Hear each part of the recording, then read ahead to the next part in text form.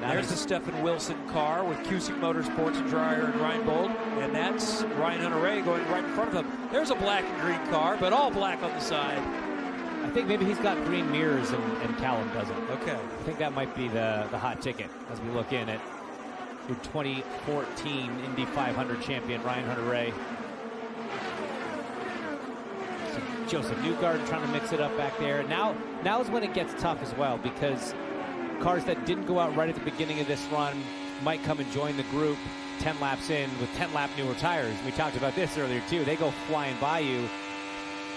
You think you're in a terrible position and the car's slow. That driver sometimes thinks, oh my God, our car's great. Don't touch it. But it's all sort of false hope. See Joseph Newgarden there just trying to time that pass. He backed way off in 3, but he's just having to pedal in 4. But look at the run that he gets now on, is that his, no, that's Jack Harvey. So, you know, he started that pass back in the middle of the back straight by backing off, getting the gap that he wanted through 3 to stay as much on the throttle as he could through 4. Even then, he still had to pedal it. And look at the trap speeds. Joseph Newgarden, 237.6 miles an hour. Peak trap speed heading into turn 1 with this draft. Steph Wilson just behind him with a 237.2. That's a big speed. Also of note here in the last couple of minutes, there you go, back at the end of that train, I think you can see Callum Ilot's car. He's making progress. 2 of the last 3 laps have been over 222. He's still last, but he's picked up 2 miles per hour. He's got a big draft now. There's the 77 Juncos Hollander car. Fastest lap last time by, 222.335. So gaining on it. Now this is the perfect scenario to go fast, because he's got a little bit of gap in front of him, and you can just see simply. Now maybe he's backing off of it. He's off of it now. He's got green mirrors. I was wrong. We talk a lot. We'll get it sorted by next Sunday. We'll figure it out. I promise you the 23 is not going to look like that on Sunday. But we talk a lot about the speeds, right? That's what we do here at Indianapolis because they're so impressive. But let's look at lap time. Let's change back to how we look at the speeds of these cars at the road to street tracks. We talk about the gaps, how close it's been at some of the road courses. 3 of the closest fast 6s in qualifying have happened already this year. From a time standpoint, 1 second, Kev, covers. Ready for this? Not 10 cars, not 20 cars, not 30 cars. 32 cars are within 1 second around a 2.5 mile track. That is how tight it is. You want to talk about finding a few hundreds, a few tenths. You're talking about finding 4, 5, 8 spots, 10 spots. I mean, it's crazy how close the times are. The graphics department is on it today. We mention it, it is there. Well done, guys. Down to Dylan. Hinch real quick, the feedback rolling in here from a lot of these teams as we're getting some traffic running here. On the 3 is Scott McLaughlin, just talking with his strategist Kyle Moyer. He said on the radio, come in here if you want and we can add some front wing to help you. So is that something where they're just looking for a little bit more stability in traffic, or what would that change do? Yeah, a little bit of front wing in a session like this is very normal. That's just going to add a little bit more front downforce to the car. That's hopefully just going to give you a more responsive front end in the traffic. When you're running in this dirty air, you lose a lot of that air off the front wing. You lose that downforce, you lose that grip on the front, you pick up understeer. So sometimes in these big group runs, you want to try to run a full stint, but a little change helps. You'll come in, sometimes it's even just a hot stop. They'll come in, stop like they're doing a normal pit stop, but rather than changing tires and adding fuel, put a couple turns of front wing in, send the car, get him back in line. So that's all just in an attempt to gain a little bit of front grip in that dirty air. The key then, of course, is having to counteract that once you get into clean air. When you cycle your way to the front of the line, if you ever get there, now you have this extra front wing in the car. You're putting more front grip in.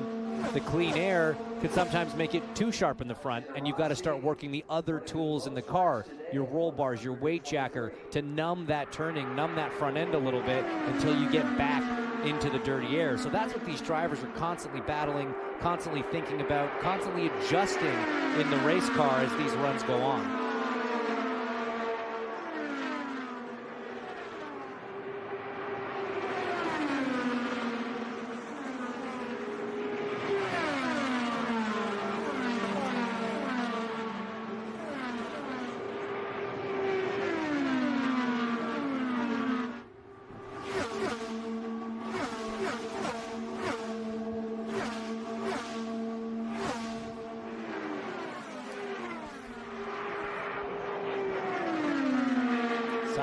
Pagenaud's jump his way into the top 10 with a 2:26.1.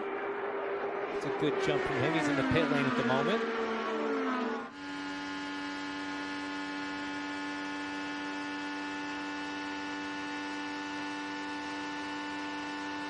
Pato Award having a nice little run here with Rinus VeeKay. Pato running up front, clean air, 219.6 was his last speed. And that's running up front. That's running flat out. Let's see if he lifts here to let Rinus by.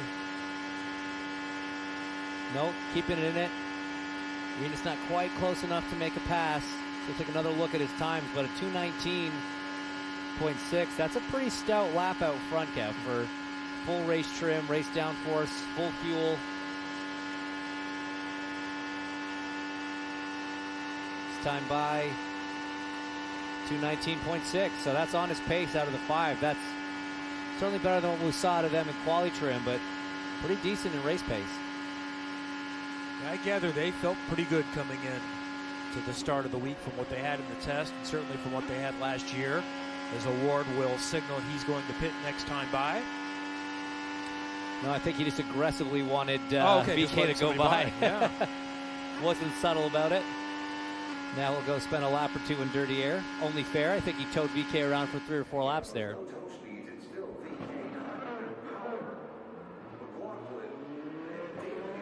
So Rinus VeeKay leads the train around.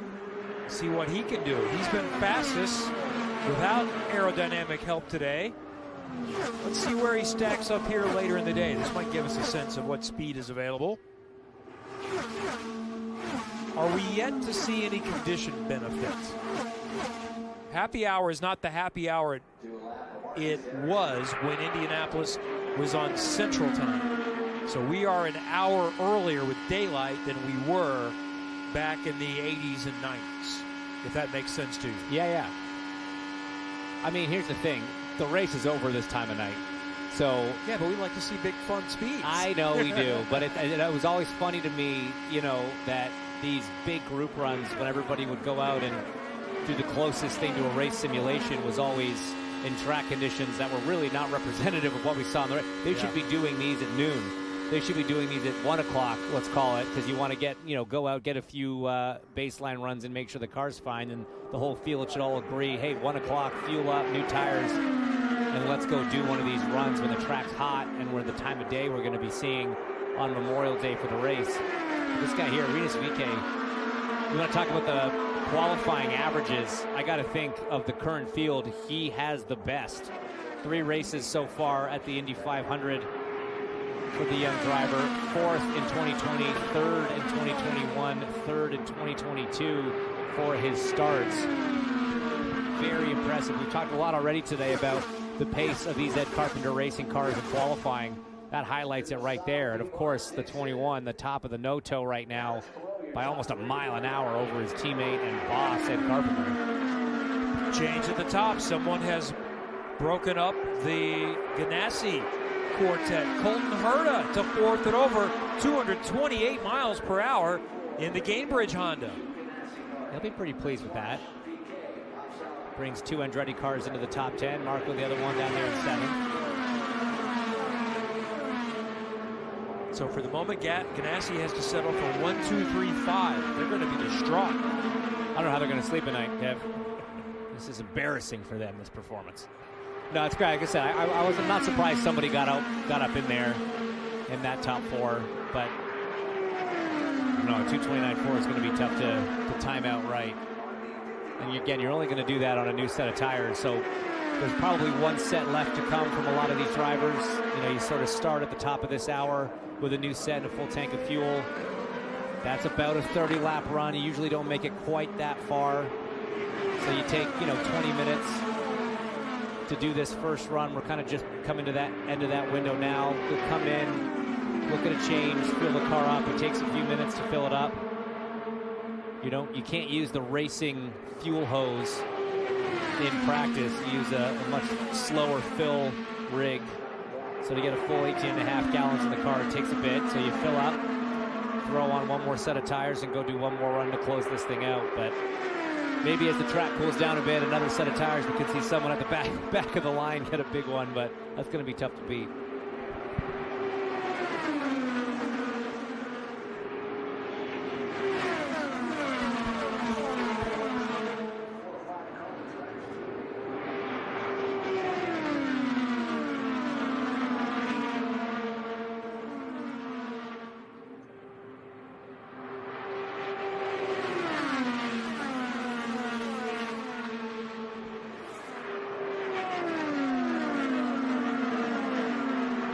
Looks like he may be done for the day.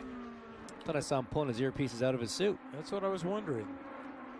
Well, Sato's done 92 laps. Not that, some have, but not a lot have done more.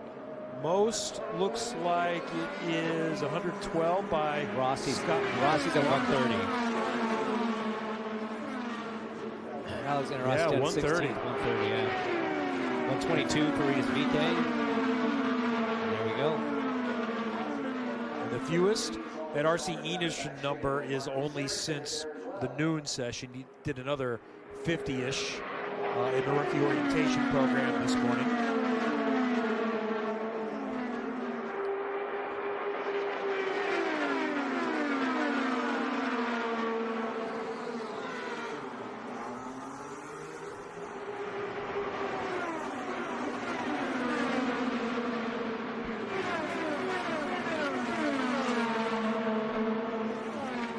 Ryan Hunter-Reay to 6, 2:27.6 that lap. It's a big lap from Captain America.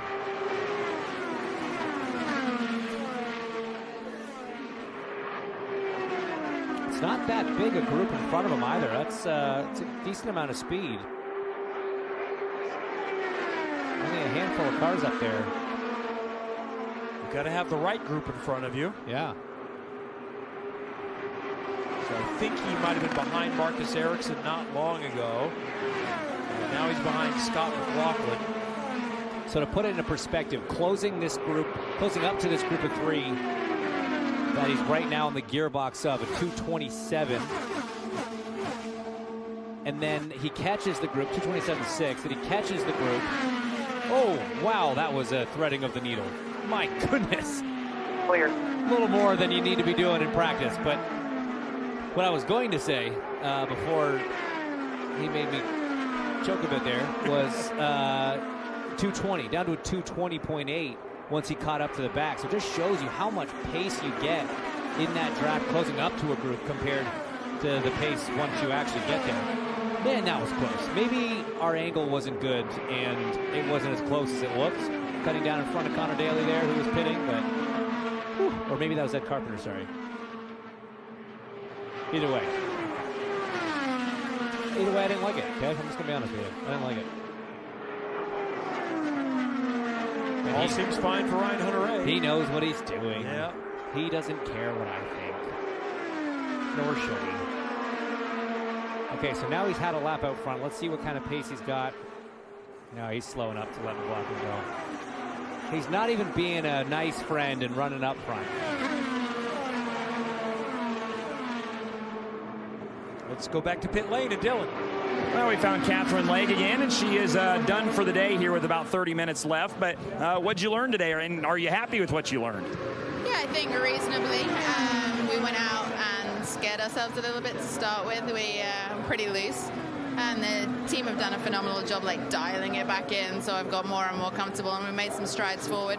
Obviously, I'd like to go out there now in happy hour and put time on the board, but that's just my ego talking. I'm actually pretty happy with the car, and I think, you know, there'll be enough time for that over the next 3 or so days.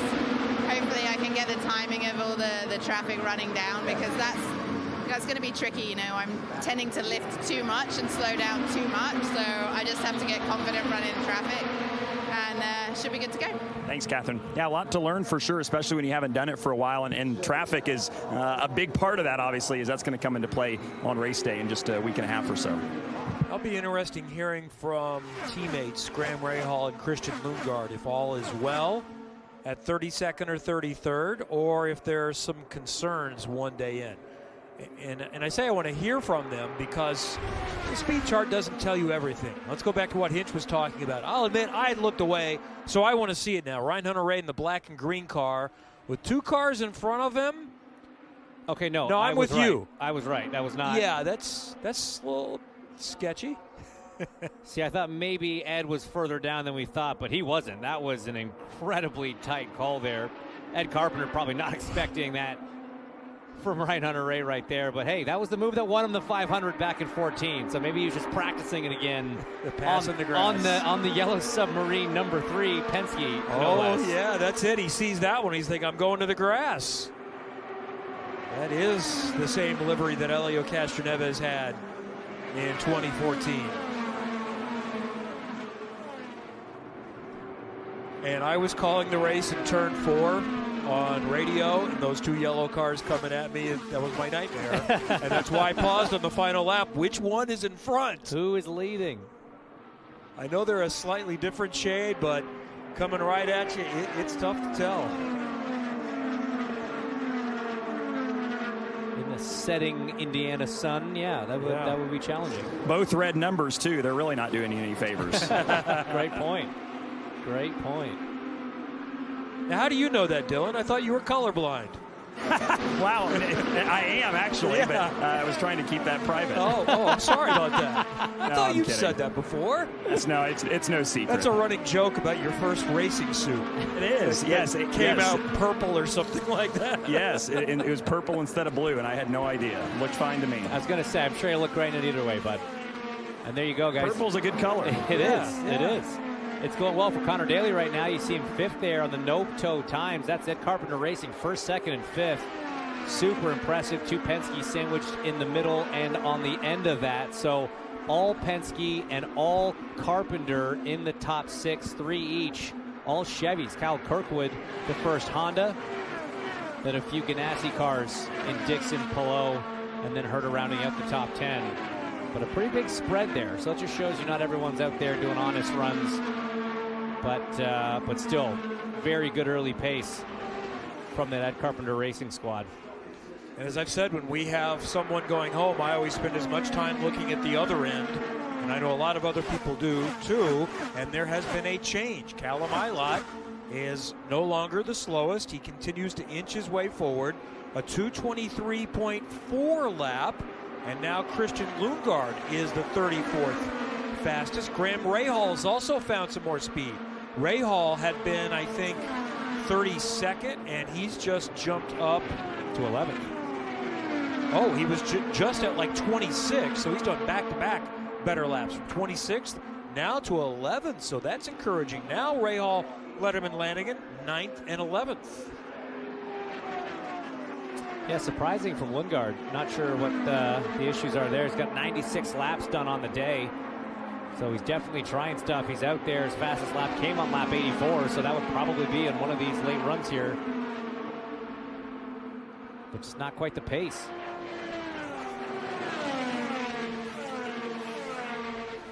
See Andretti Autosport squad, 2 in the top 10, but then 3 in the 20s. Mixed bag there for that team right now in terms of toe pace.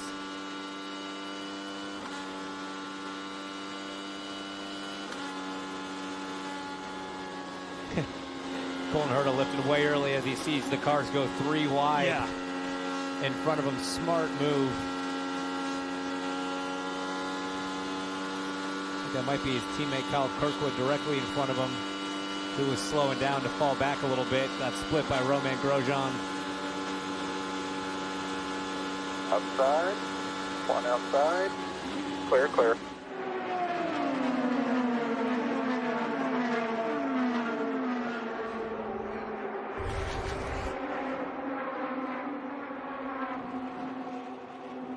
It's a replay.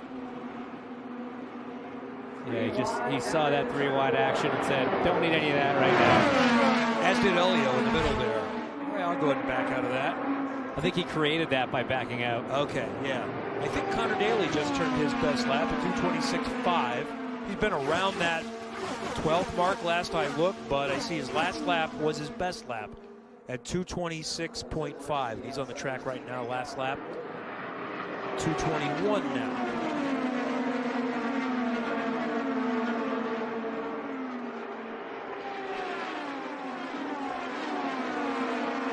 Agustin Canapino still in the top 20.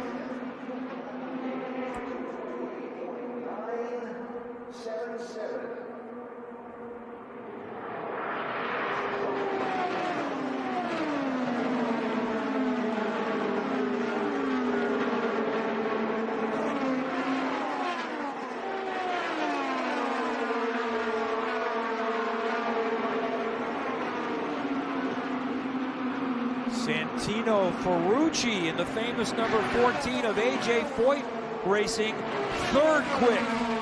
Huge jump from Santino. We interviewed him earlier. He knows his way around this place. Never finished outside the top 10. And great in traffic. What an impressive run there late in the day to get up into the top 3, mix it up with those Ganassis.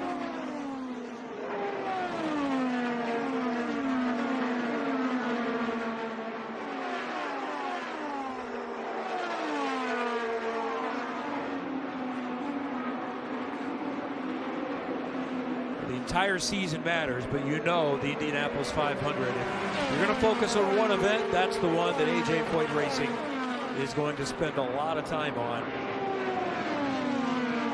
And they've been pretty solid here in recent years. Let's look at this again.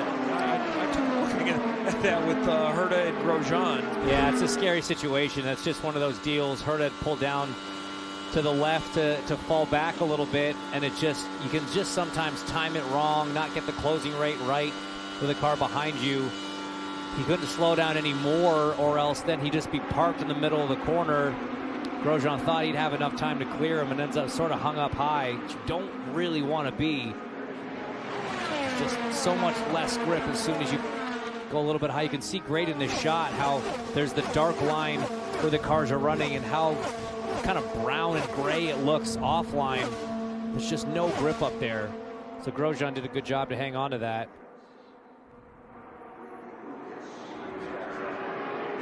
As we see Hunter-Reay now blend back in near the head of the line.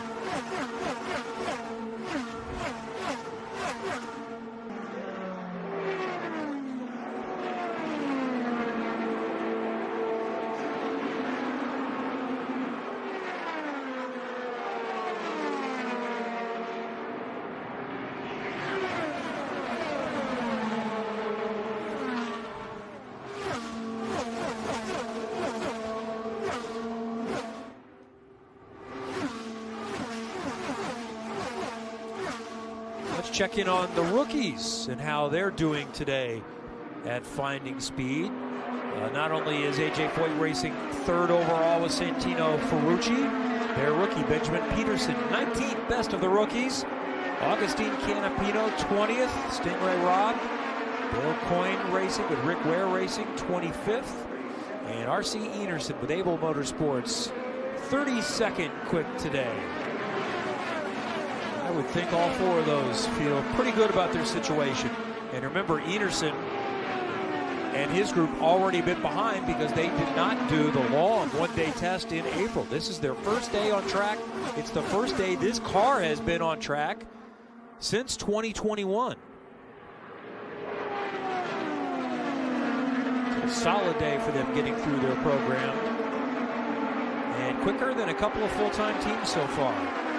There's the lap count.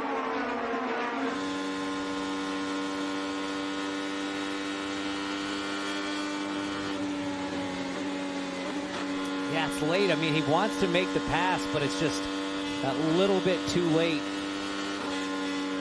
Heading into one, you're not sure the driver in front sees you, is going to give you the room. You got to make that decision. Do I keep my foot in it or do I back out? And at this stage in practice, if you're ever asking yourself that, the answer is always back out. Seems like the smart move to me.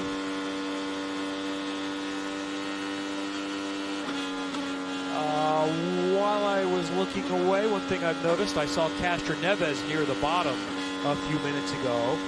He's 23rd, so he's made up a little bit of pace. Grosjean's still down to 29th. Who's up ahead on your screen, running on board with Kirkwood, who's down in 24th. You just saw a little wiggle there from Kyle Kirkwood through one, and then immediately in the short shoot, his right hand goes to the wheel, makes an adjustment to the weight jacker, and then you just saw before the camera was rotating his left hand going down to make an adjustment to the rear bar. So Kyle playing with the tools feverishly in the cockpit of the number 27, trying to dial some rear grip into it, trying to get some balance back in the car. Pato O'Ward, Marco Andretti, and here we go, the teammates again.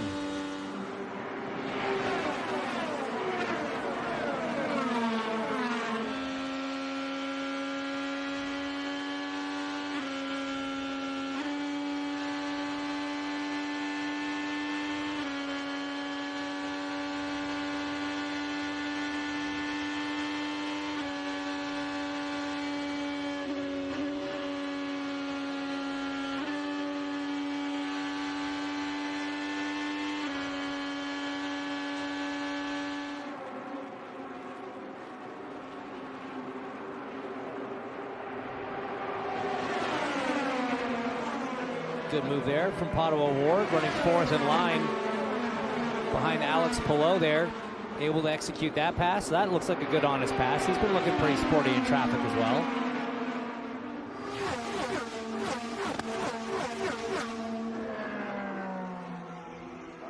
And here again. Drives around Romain Grosjean right up to the gearbox of Kyle Kirkwood. So making some good progress here as a 5. Now, again, you don't know who's on what tires. So it's always so tough to have a good sense of who's feeling strong. Pato dropping back again, didn't want to get all the way to the point. We'll let a few more cars go by. This is the part where it's so tough, trying to time your blend back in. And you hit the throttle, but at those speeds, it doesn't just accelerate that well. You know, when you're already doing 150 miles an hour, to get back up to 200, it doesn't punch you in the back, but it looks like Pato's coming in here.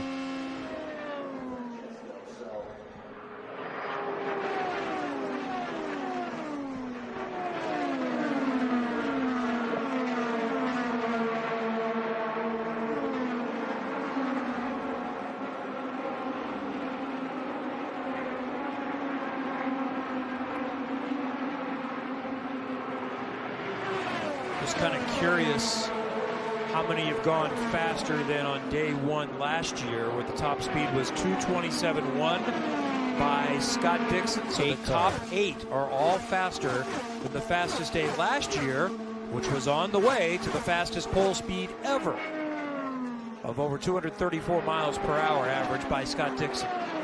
Not saying that's where we're headed, but something to note.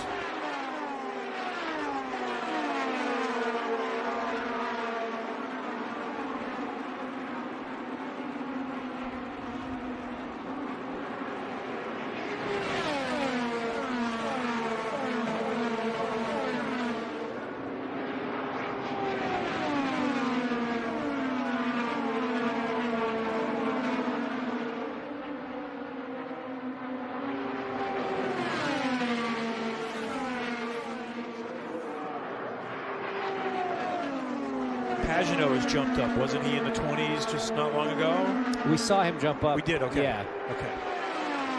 To like 10th or 12th. 20 of the cars are on track right now. 14 either done for the day or sitting in pit lane. Only 13 minutes left to run. Might have time for one quick stop if you want to make a small adjustment and get a quick read on it. But time definitely ticking.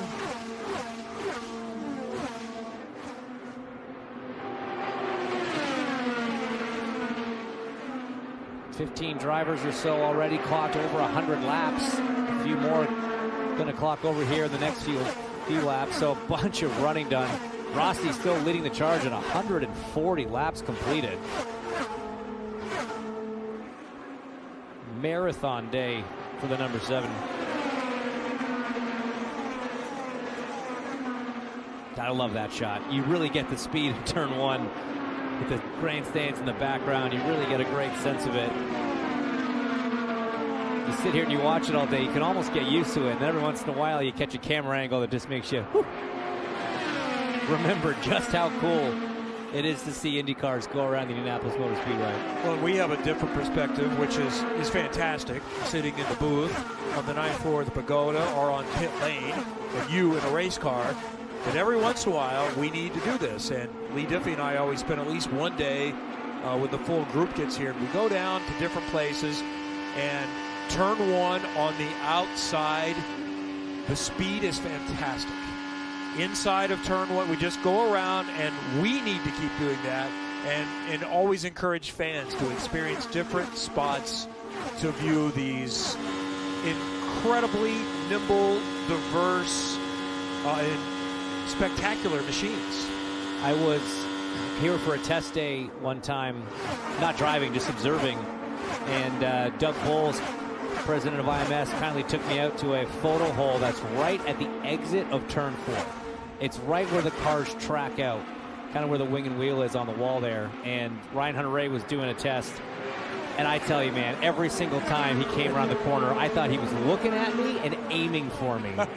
And knowing Ryan, he might have been, but it was one of the most because you called him old. I did, and I have several times since, and I will continue to do so for the rest of time.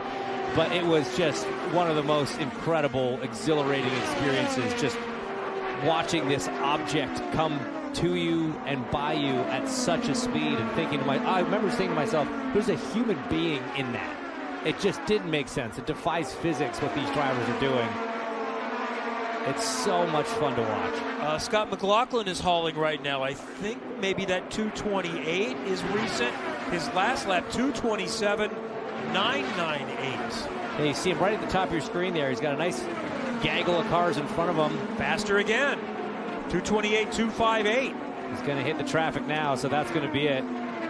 He won't be able to improve on this one. Yeah, look at how many cars he had in front of him. It's a nice gap to them. To catch up, a couple of the McLarens made it into the top 12. Tony Kanon's in 11th. Alexander Rossi 12th right now. Top 6 no-toes are Chevys. Does that mean anything or just circumstance? Oh, I mean, it's not nothing. You're not, if you're a Honda driver, you're not paying attention to that fact.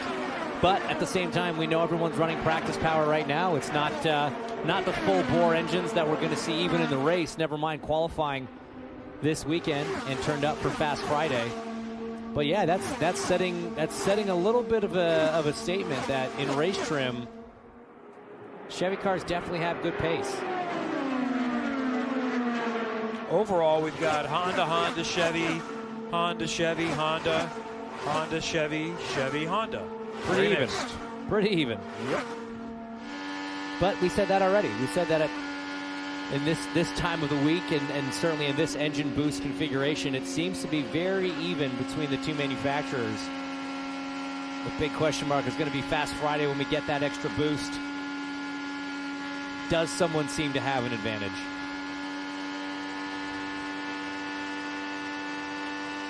Pato O'Ward has been inching up a little bit. 19th overall, 225.5. His best speed.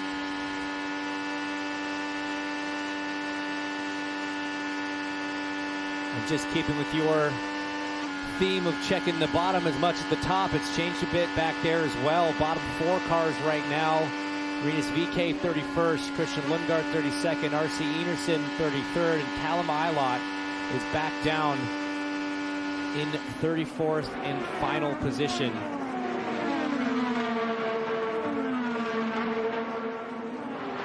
Ryan Hunter-Reay here on Devlin DeFrancesco. Does the Hunter-Reay fake down to the inside of 3. Man, he likes that move, doesn't he, Kev? Really impressive from this team. Right now, Ryan Hunter-Reay up in 8th, Steph Wilson in 15th. Dry Ryan Bull Racing, they've really shown up with a couple of quick race cars and a couple of very capable drivers. And speaking of capable drivers, one of the most capable of all time, Scott Dixon, is down in pit lane with Dylan. He is, and done for the day here with just under 8 minutes left. So Ganassi cars at one point, just a few minutes ago, 1, 2, 3, 4. Do you guys, I know it's early, it's day one, do you feel like you're potentially stronger even than you were last year? I don't know, like everybody's on different plans, right? So we're just trying to focus with what we've got and do some, some heavy fuel runs. Occasionally you try to throw in a big one there and it makes the day a little more fun. But, the focus is just trying to get the most out of these days. And obviously with the perfect weather like today, it's been pretty good. So, cars have been good. It was great to see all 4, 1, 2, 3, 4. We'll plan on trying to keep that, that trend going for the rest of the week. What's the most encouraging thing you learned or felt about your car specifically today? Anything that sticks out at you? I think just, in traffic, but also, if we get past, going into one corner, I feel like we can immediately go back and pass him again on the next straight, which is not always easy to do. So, the car pulls up well, which is nice. Again, you don't know what everybody's plans are, so we'll focus on trying to get through the test list and see where it lays. But I will say it's a lot more comfortable being at the top end of the tournament. I always like to be at the top of the leaderboard. Good day for Scott Dixon. He's second right now, and see if he ends up there here in the final minutes. Very good day for Dixon and Chip Ganassi Racing. 1, 2, 4, 7 right now.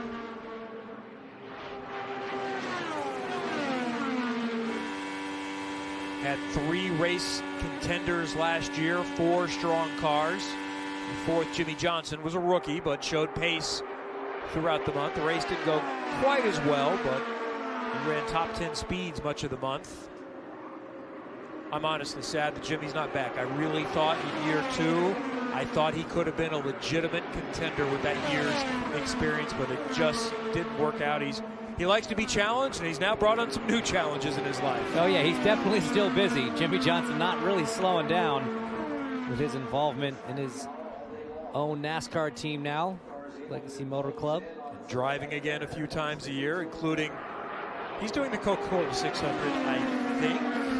That makes sense. Maybe the All-Star race. I know he's doing a few Cup races. He better be, or else why isn't he here in an IndyCar for the 500? Well, I know there was one concern was the qualifying weekend, that he was going to be racing coming up this weekend. Right. So I admit I've lost track of that, but I think that's the scenario. And by the way, while we're on talking about NASCAR drivers, Kyle Busch confirmed yesterday and said, yeah, I was working on the seat that Kyle Larson got for next year with Arrow McLaren, and said that Larson's got that locked down for 2 years, so I don't see a spot. I've kind of quit asking. I had a sponsor lined up. So basically, Busch said, if you want me, you call me. I'm done calling. So if anybody wants Kyle Busch in their car, I think there's still interest there, and he's got permission, but he's probably going to wait for somebody to call him rather than the other way around. Yeah, it's a shame it didn't work out and there's not more opportunities out there, because I'd love to see Kyle Busch jump into an Indy car. His brother Kurt did it back in 2014 very successfully. Very, very impressive run. I think everybody's excited to see what Larson does here next year. We know that Jimmy was pretty phenomenal around the oval tracks on the IndyCar circuit. So it'd be fun to see more of those NASCAR drivers have the opportunity to come here and run. I'm really excited. It's a 2-year plan for Kyle Larson. Year 1 is, okay, we cross it off the bucket list, have fun. Maybe you can do what Kurt Busch did and be sort of in the mix. I find it hard to believe you can win in year 1. Year 2, maybe. Maybe in the right circumstances. Would have been awesome to see Kurt come back the following year and see what a year's experience at this race would have done for him. It was really fun working with him. I was on that team, and just watching him go through the process of learning these cars, learning the style of racing, the differences. You know, obviously a lot of laps turned here at IMS, but in a completely different kind of race car, having to unlearn certain habits, asked a lot of the right questions. Easy to see why that guy's a champion in a stock car. He was very, very professional, very inquisitive, and a heck of a lot of talent. One thing that I would think applies and does give a benefit to a NASCAR driver is the Indianapolis 500 is by far the longest race IndyCar drivers do each year. That has to be a mental grind.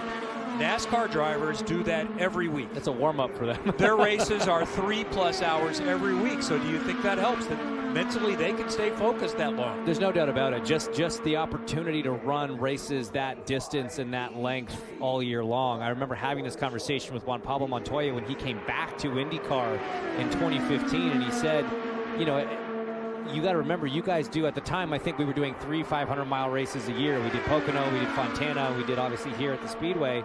He said, I'm used to doing 15 of them a year. Yeah. And then even the 400-mile races are still longer in terms of time. And so he just had this experience, this understanding of how 500-mile races evolved, how they unfolded, having just so much experience in them. And he duly went out and won a bunch of them. Rinus VeeKay, who we see there third in line, has moved up a little bit in the speed chart with the toe late. He has the fastest no-toe lap, but 2:25.8 has him 18th overall now. And then our intern statistician just brought up a great point that the Coca-Cola 600 was right after the Indy 500, which some of those NASCAR drivers would then go do that. So, I mean, that's talk about a full day of racing and being mentally prepared. Well, Kurt did that. Kurt did that. Robbie Gordon's done it. John Andretti did it. Tony Stewart did do it, yeah. He finished top 6 or 7 in both. I think he has the best overall day in both of those. I don't have those numbers in front of me, but he had pretty good days in both. Has anyone finished all the laps? I feel like I think Tony might have. Did he? Well, if he finished top 6 or 7, I'm sure someone will text me that. I was going to say, our Twitter, moment. our text, or our Slack messaging system with the global vice president of racing analytics, Russ Thompson, will be chiming anytime. So that will be something to get into next year when Kyle Larson joins us here in Indianapolis.